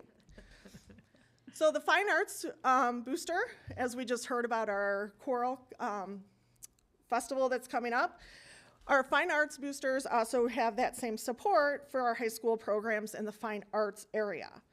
And they maintain the history and tradition of excellence as well in those performing arts. And I believe that Mr. Ferrantino, I think you were involved as a parent. And then what most of us know at the building level is our parent organizations and committees. This is whether it be our PTOs or our PTCs that have that connection between the district and our parents. Our PTOs and PTCs can be found on the website on that. So what do we have at the district level? We overall have about 5 district levels right now ongoing. So the first one being our Family and Community Network, our FCN. I am getting used to this one. It used to be our former parent universities, which used to be our former parent liaison group. This one it's been over 15 years that this one has been in existence, and we partnered with our family liaison, Judy Ruffalo. It really started in special education and our special education topics and has grown over the years to really look at not just supporting special ed topics, but also other topics that may address student needs. The goal is to provide training and workshops for parents and community members to support students. This is geared towards our parents. So just last week, we had the opportunity to run an IEP 504 and ISP overview. We had 85 parents signed up for this, and 35 of them showed up, and it was a great night of sharing information, answering questions, and that. We also offer topics, and all of our topics are developed through our parents who attend. Towards April and May, we survey parents of what are some topics that you want to see for the following year. So actually, because of COVID, we couldn't do this for a couple of years, so this is about 2 years old, but our parents did ask for substance abuse and prevention, so we will actually bring in our partnership with Rosecrans and have them present to parents of what are some of the things that they could look for or help if they have a substance abuse. We also bring in a lawyer that works on guardianship and special needs trusts. This is especially important for our parents who will have students transitioning to the age of 18 and into the world after high school, after their 22nd birthday. So how do they help support that? And then our most popular topic that generally when we run this one with ADHD, and this year we'll be expanding to DMDD, which is a mood dysregulation syndrome. That is usually our highest attended parent university or family network because we bring in an outside therapist to be able to give tips and strategies on how do you help a student stay focused on homework and things like that as a parent. So like I said, we do partner with Judy Ruffalo, and this team is led by myself, the education service team, and Judy. We generally meet about once a month. In some topics, we do have 2 a month. So we have those opportunities. Our next one is our African American Parent Advisory Committee, APAC. APAC is a committee that's open to all parents and community members, but discuss topics focused on issues that impact the Black and African American community. They serve the needs of all students and families and community members to honor the knowledge that people have in various cultures and have different experiences. They ensure that the African American parents and community members can have a space where they can share their experiences, be heard, and validated. The ultimate goal is to provide that support to those individuals within the community, and this committee is led by Adrienne Harries and members and the teams of the academic, and they do meet the last Monday of each month. We're excited about that one. Is that our technology individual right there? There you go. Thank you. The Bilingual Parent Advisory Committee, BPAC, is the district-sponsored organization centered around interests and needs of the bilingual student and parent. They engage the bilingual parent and students to engage in that and the process within D300.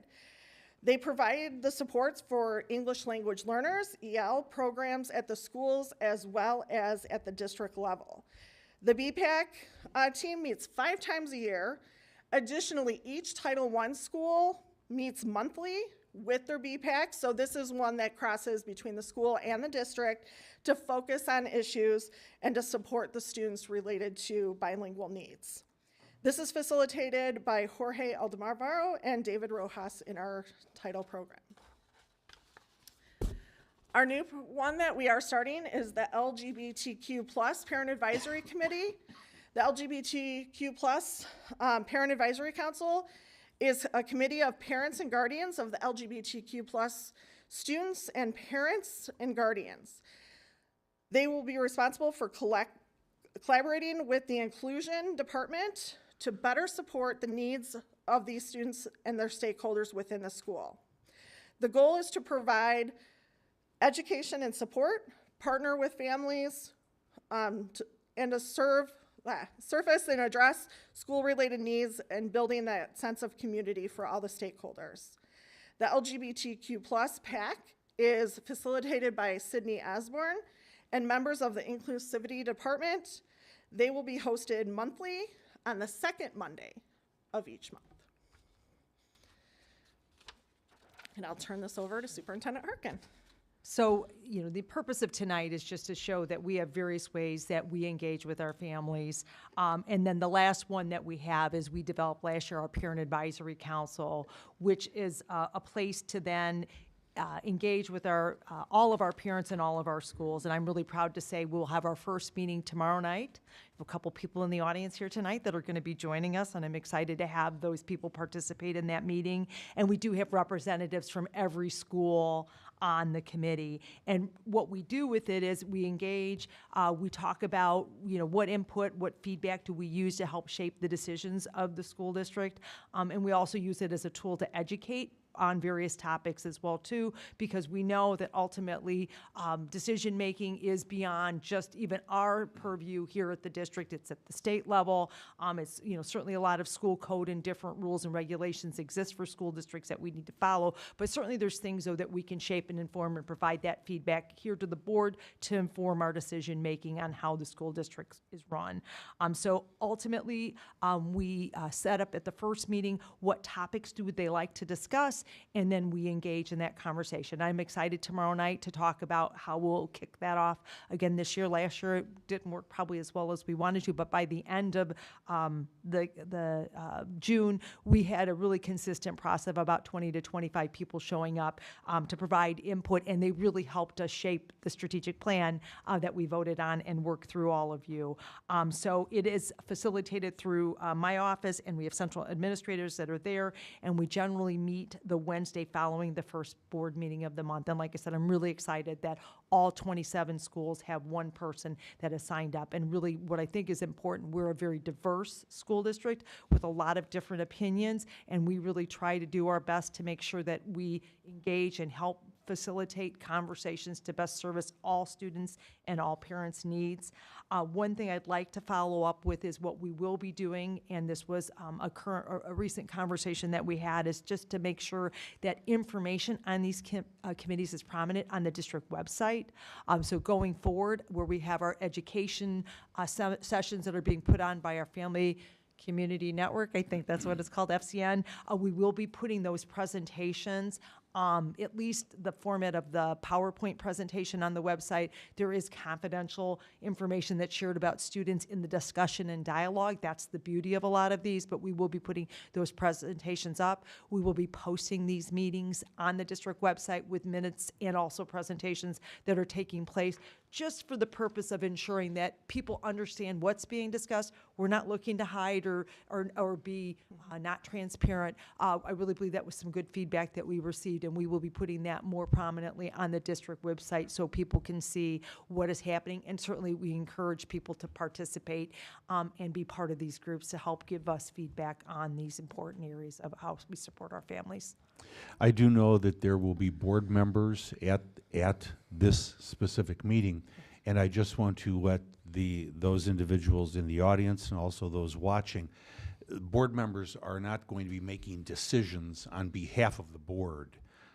We will be there as ourselves, single board members. If 3 or more board members attend, we will not be sitting with each other, we'll not be dialoguing with one another.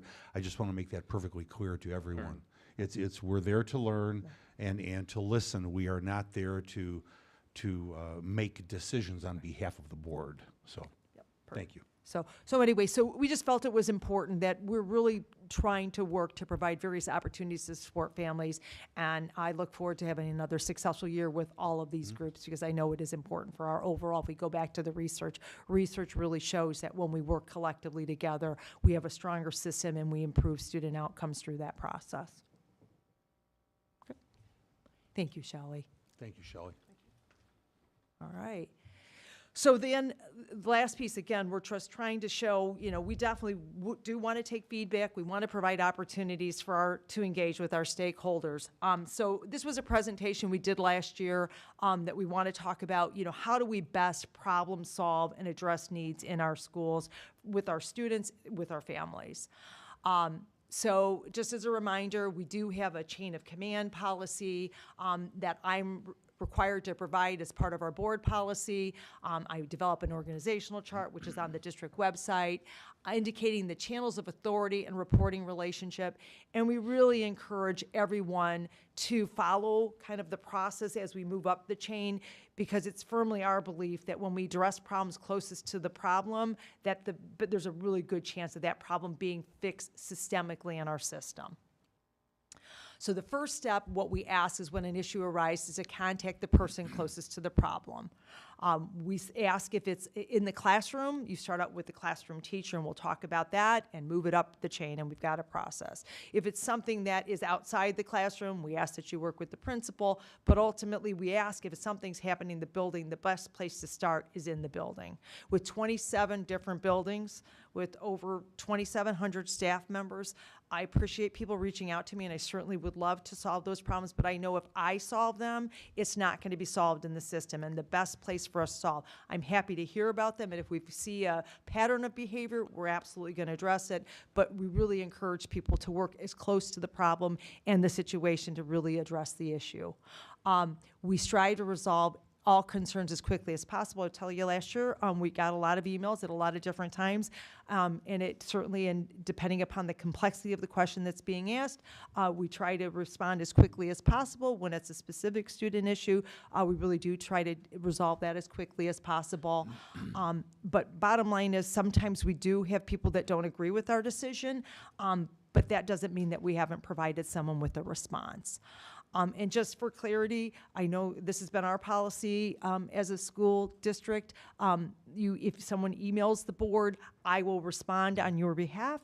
I think board members at various times, if they feel that the need to, they generally will respond back. But generally, our protocol is that I will be the designee, and I will make sure the board is copied on those responses. And I believe we've really worked hard this school year to make sure that that's being done on a more frequent and constant basis. So again, inside the classroom, our request for how we can move this and resolve it as quickly as possible is, if you do have a problem in the classroom, we ask that you work with your teachers. Really, that's the best place, because that's who's going to help solve that problem. If for some reason that teacher doesn't answer or resolve that issue for you, then we ask that you contact the building administrator.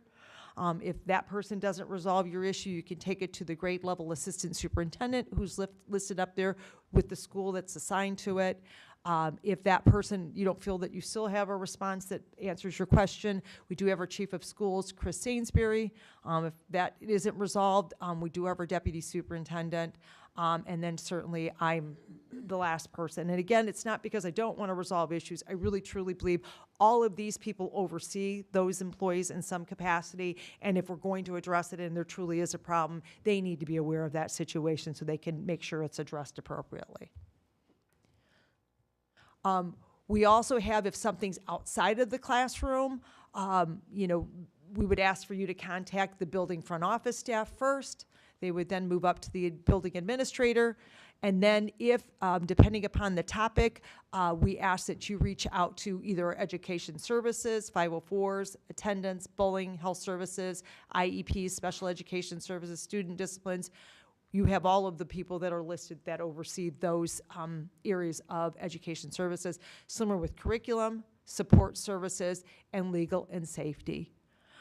If those people can't resolve the problem for you, then we do have central office department supervisors that can resolve it. And then if they aren't resolving it in the manner, then it would be on to Ms. Vicente and then myself as the representative. So we just really encourage, we really want to build a solid system where, we definitely want people to feel like their voices are heard, but certainly working it through that system creates the best place, because those people always will have better information, are more closely able to even know how the problem should be solved. And as a district, again, the stakeholders may have to contact us to address wide variety issues. And so we're here tonight to talk about a new tool that we will be launching shortly. We're in the process of launching it, and Mr. McGinn is going to take you through that process of what that's going to look like and how we're going to use this tool and what it will be used for. Thank you. Good evening, Board of Education. Good evening, community. So as Superintendent Harkin stated, as a district, we understand that stakeholders may have to contact the district to address a wide variety of issues. So let's imagine that you're a parent and you have a student who participates in sports. You might have an athletics question, and maybe you don't know if you should contact the athletic director or the coach. In addition, you might also have a question about curriculum, and maybe your student's in special ed, and you have a special ed question. And then you could also have a question about student fees.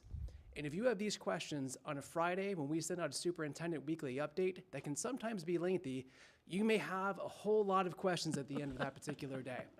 So we want to make sure that every parent in the district can make sense of these questions and know exactly where to go. So how can we make order of this? So we do have a goal for our stakeholders. And our goal for all stakeholders is to make the communication process as simple and as straightforward as possible. So last year, what we did, as Superintendent Harkin mentioned, we created those forms that are available on our website, and those are the communication guidelines for parents and guardians, and they provided a step-by-step process for issues inside the classroom and outside the classroom. So what we're going to do this year to build on that is we're going to implement a tool called Let's Talk. So we believe that communications can be an iterative process and that we can continue to get better each and every year. So we're taking what we learned from last year and we want to build on that for this year. So what is Let's Talk?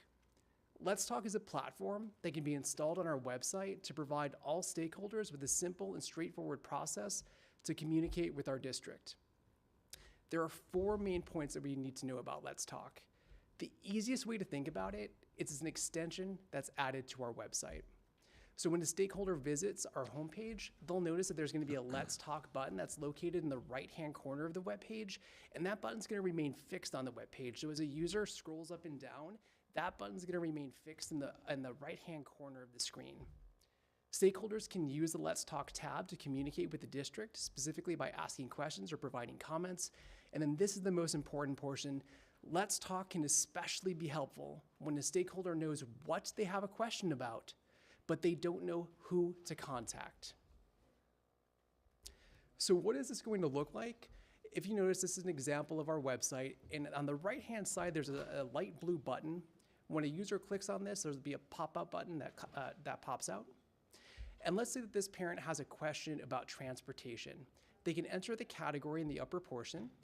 They can go ahead and select, they have a transportation question. They can select what group they're a part of, so it could be a student or a staff. In this case, it's going to be a parent or guardian. And then they could leave a comment, they could leave a concern. In this case, the parent will be leaving a question. So let's, in this example, maybe this particular parent has a question about late start bus stop times. And I know we can't read it, so what the parent might be interested in is that this particular parent has a student at Westfield Community School who's on bus route 100. And they would like to know what time their bus route is going to occur, or their bus stop on a late start day, but they don't know who to contact. So they're going to fill this out. If they want to provide an attachment of their child's bus stop, they can do that. They can enter their contact information, and then they can send it. So I showed this a little bit earlier, and let me show you how Let's Talk will work on the back end. There's different categories, and if you look we've assigned each of these categories to a different District 300 staff member. So at the top, you'll see there's athletics, there's attendance, Board of Education, bullying. These so far are the most common questions that we have received, and we'll continue to build this out as we receive more questions. For the purposes of this particular presentation, in the bottom right-hand corner, this is a question about transportation. So we've assigned this to Deb Mason. So it will go up to our Director of Transportation, Deb Mason. And then if we follow this flow chart, here's how the process works. In step 1, the parent has an inquiry or a question. In this case, it's what time will my child's bus arrive on a late start? Step 2, they're going to fill out the form on Let's Talk. When they click send, it'll be routed to transportation. Deb Mason will receive it. She'll send a reply back, and then that will complete the loop. What's really nice about Let's Talk is that Deb Mason's response is going to have a rating system on the bottom. So the user is going to be able to see Deb's response and determine, great, I was able to determine specifically what it was. I will give them a 10 out of 10, or maybe if Deb's response wasn't particularly great, and I know that hers would, but hypothetically, if it were not, it could receive a lower score. So work on it for the next time. What's really helpful about that is that we can track how are the quality of our responses. Is the district providing our community with useful responses? And the other portion of this that's really important, if we notice that 100 different parents had asked questions on Let's Talk about late starts, we could figure out maybe there's a communication issue here, and we need to provide a district update to our entire community. But we could also look at what schools are those particular Let's Talk issues coming from about transportation, and maybe it's just at one school. So at that point, we can make the decision, do we want to message just that particular school or send it out to the entire community?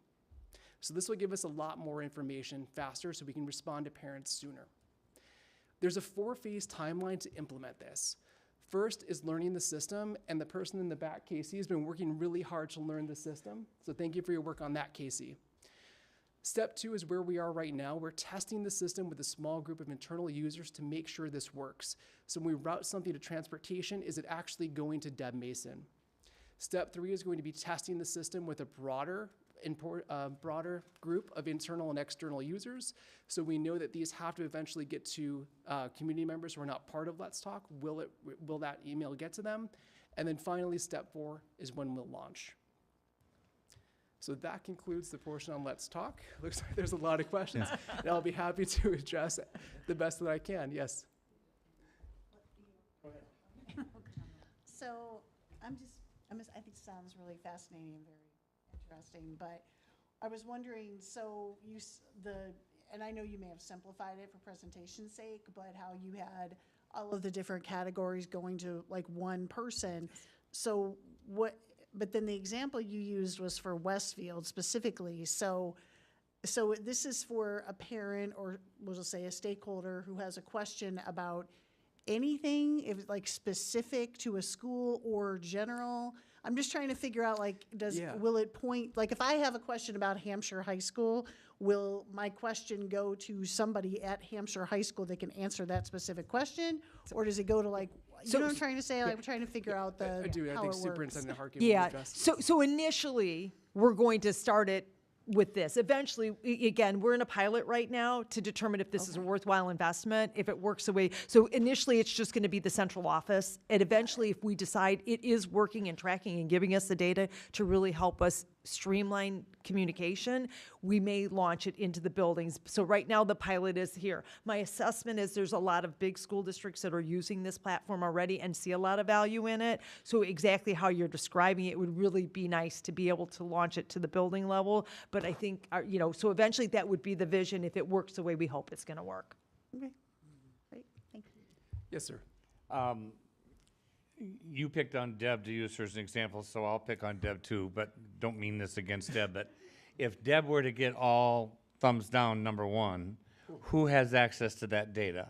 In this case, Jennifer Porter, her direct supervisor, and Superintendent Harkin. So there's different administrative levels, so we can provide those. Superintendent Harkin would dictate who had the process to be able to see that, and Superintendent Harkin and any system administrator would be able to see it. I'd be worried if it was Jennifer evaluating me. I'd really be worried because she's hard, but nevertheless. Is there an expectation of response time? Yes, sir, and that would also be predetermined by Superintendent Harkin. At this time, it's 48 hours. And not all of those will be possible, but at least Right. there'll be The- feedback. yeah. We're working on it. So initially, as soon as you submit it, there's a response that says we expect to try to give a 48-hour work when we're in the workday, Right, right? good. So that would be the expectation. Thank you very and that's much. where we'll That's start. all. Thank you, sir. Yes. I have a question. So I'm looking, this covers a lot of topics from the drop down. What if I had, just as an example, a transportation question about an athletic event? Will it get routed, like if, and say I pick transportation and not athletics, and maybe it would have been more appropriate to put it in athletics, but I just didn't know because there's a lot of options. Will it get rerouted to the correct person then? Yes, there's a check and balance system to address exactly that. Okay. So there's a back end that you could reassign it to somebody Okay, else and great. put that notice. Because I could just see, like, as a parent, like, okay, well, is it teaching and learning or is it curriculum? You Yep, know, and- like, and some of those kind of, as a parent, might overlap in my mind and I might not pick the right one. I see a lot So- of promise in this. I like Yeah, it. but I think it's a neat idea, so. The piece that a couple things that we think are really important are, it really, when we did make some changes recently, right? What's the real volume of questions we're getting out there? And if we actually did do it district-wide, right? Because there's a lot of emails that are going to a lot of people that I don't ever even know about. Most of the transportation ones I don't ever see, right? So it really lets us see what is the frequency of occurrences with specific issues, that are we seeing a trend, which really then can drive into what changes do we need to make in our system. So I do think, but for example, we are doing differently this year. I'm trying to track better the emails. So when we had the late start concern, we had 10 people that maybe inquired about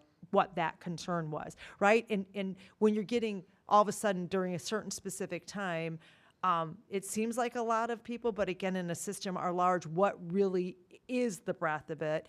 And then hopefully what we can do is then, we're already talking about some of the feedback we got with, moving to the late starts. Did we hear this as an issue? And maybe this is a change we need to make. And so I think it really can help inform our decision-making again, because, right, emails, feedback, and everything that we receive, quantity, volume, all of that can help us give a data point, and I think this will put it all in one place that will help us understand really truly the impact and inquiries.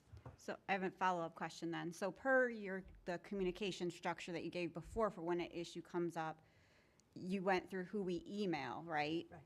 Would we be using this in tandem with that or instead of that? Like what would be the preferred method then? Should you be emailing your So it will be administrator, or would you structured, go through it'll be Let's Talk? structured exactly this way. And we'll have actually 2 different places inside the classroom, which is the way and outside of the classroom. And then you'll have different drop downs that go with it. So we'll mirror this. I mean, ultimately, we're always going to respond to anybody, but if we can drive people into this portal to then, again, have all of it in one spot, I think that'll be a really powerful way for us to evaluate what we need to be doing. Well, yeah, I think that makes sense and makes your argument stronger for going to the building level if you know that still someone higher up is going to still see that concern and see a pattern, right? And then be able to say, wow, this is happening at all of our middle schools. This is a bigger problem. You got it. So Yeah, I think exactly. that it makes a lot of sense together seeing these. So thank you for presenting them together because I think it gives a better picture as a parent as well of how it will all kind of tie together.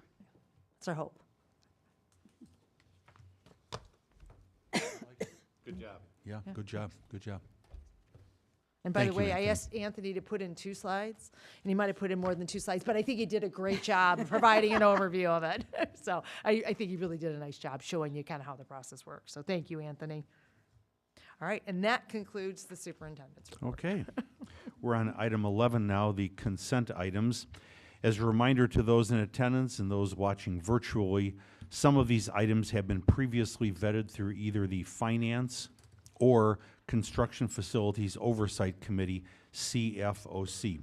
Do I have a motion to approve the consent items under $25,000? So moved. Second? Madam Secretary, would you please take the roll? Lamarca, aye. Burkett, Aye. Zettler, Aye. Thomas, Fiorentino, Aye. Scarpino, Aye. Stevens. Aye. Motion passes 7-0. Thank you. Item number 12, the consent items over $25,000. As a reminder to those in attendance and those watching virtually, each of these items has been previously vetted through either the Finance or Construction Facilities Oversight Committee, CFOC. Do I have a motion to approve the consent items over $25,000? Second. Madam Secretary, would you please take the roll? Zettler. Burkett. Aye. Lamarca, aye. Stevens. Aye. Scarpino. Aye. Thomas. Fiorentino. Aye. Motion passes 7-0. Thank you. Item number 13 are the roll call action items, and I will read each of them individually. 13.1, approval of Teachers Retirement System Supplemental Savings Plan Resolution. May I have a motion for the approval of the Teachers Retirement System Supplemental Savings Plan Resolution. So moved. Second. Is there any discussion? Madam Secretary, would you please call the roll? Zeller. Aye. Fiorentino. Aye. Burkett. Aye. Thomas. Aye. Lamarca, aye. Scarpino. Aye. Stevens. Aye. Motion passes 7-0. Thank you. Item 13.2, approval of the fiscal year 2022-2023 education plan / budget resolutions. May I have a motion for the approval of the fiscal year 2022-2023 education plan / budget resolutions? So move. Second. Is there any discussion? Madam Secretary, would you please take the roll? Stevens. Aye. Zettler. Aye. Burkett. Aye. Fiorentino. Aye. Lamarca, aye. Scarpino. Aye. Thomas. Aye. Motion passes 7-0. Thank you. Item 13.3, approval of out-of-district travel, Jacobs High School Orchestra Choir, June 6th through the 9th, 2023. May I have a motion for the approval of the out-of-district travel for Jacobs High School Orchestra Choir, June 6th through the 9th, 2023. So moved. Second. Any discussion, board members? They're going. It'd be nice to put on there where they're going. They're going to Disney Orlando. World. Orlando? Yeah. It was on the, Hey, Zettler. Aye. Fiorentino. aye. Burkett. Aye. Lamarca, aye. Thomas. Aye. Stevens. Aye. Scarpino. Aye. Motion passes 7-0. Thank you. Item 14, board discussion. Any updates about the board committees? Our next meeting is October 10th? 11th. 11th, October 11th. Okay. I would like to, because I was a little asleep at the switch, I'd like to just go back and make a couple of general comments with regard to the FOIA reports. I would like to recommend, if it doesn't cost us time and money, that we put the cost of what we're doing on there along with an annual of so far what we spent, because these are really expensive things to put together. If we can do that, it's not a mandate, of just putting it out there. And I think sometimes people forget when they put those FOIA requests in that it takes staff time, copy time, paper money. And then the other one was, I question the appropriateness of releasing quizzes and tests when those quizzes and tests might still be in use in other classrooms. I will have. Do we have to release those when they're still current? We do not release quizzes or tests. That's one of the areas protected by. Although it may be requested, that Okay, so when request it would be says it was denied. completed, that doesn't necessarily mean we That complied. records were provided, it just means the FOIA request was completed and closed out in the time. A response was provided. Thank you very much for that clarification. That made me a little concerned. Anything else, Mr. Stevens? No, sir. Thank you. Okay. Any board discussion about anything? I would like to add about our attorney. I'm the individual that asked the attorney to sit up here, and I'm the individual that asked her to sit next to me. No, she does not get paid extra for this, so it's, and this board understands that. I think, though, it would be nice if you slipped her a few bucks. Yeah, sure. Of the money that I get paid to be on the board. Yeah, all right. Take it from your salary. I'll take it from my salary. Right. Sure, Right. sure. Okay. Any other board members have anything? Thank you. May I have a motion to adjourn, please? Thank you. Madam Secretary, please call the roll. Zettler. Aye. Scarpino. Aye. Burkett. Fiorentino. Aye.